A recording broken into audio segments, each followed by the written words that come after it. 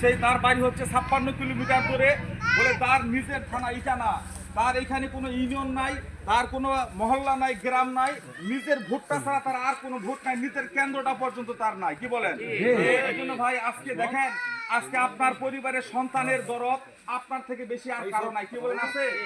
আপনি যতটুকু আপনার সন্তানকে মহব্বত করবেন, তার খোঁজ খবর নিবেন, তার ভালো চিন্তা করবেন, অন্য মানুষ কিন্তু চিন্তা করবে না। করবে বলেন? আজকে আজাদ ভাই হচ্ছে আমাদের ঘাটাইলের মানুষ, আমাদের ঘরের মানুষ। তো উনি আমাদের ঘাটাইলবাসীর জন্য যেই পরিমাণ চিন্তা করবেন, আমাদের ভালোর কথা যেই পরিমাণ চিন্তা করবেন, যেই পরিমাণ আমাদের জন্য ওনার দরদ মহব্বত থাকবে, বলে আরেক এলাকার মানুষ, আরেক থানার মানুষ, ওনার কি এই ঘাটাইলের জন্য ওই পরিমাণ মহব্বত হবে বলেন? কি বলেন? হবে? এই জন্য ভাই আমি আর কথা লম্বা করব না। বলে যে আজাদ ভাই, ওনাকে বিপদের সময় পাশে পেয়েছি, আমি সেদিন থেকে আজাদ ভাইকে ভালোবাসি। এর জন্য মহান আল্লাহ পাক বলেছেন, মানুষ বলে যে মানুষকে ভালোবাসে আল্লাহ পাকও তাকে ভালোবাসে। কি বলেন? আজকে সারা ঘাটাইলের মধ্যে একটি জোয়ার উঠেছে।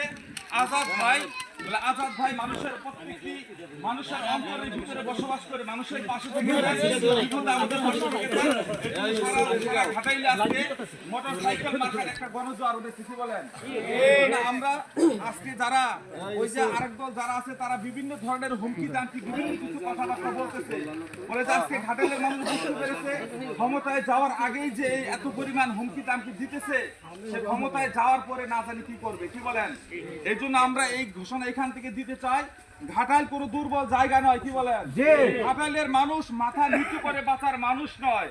আমরা দল মানি কিন্তু অন্যায় মেনে নেই না, আমরা রাজনীতি বুঝি কিন্তু চক্রান্ত মেনে নেই না।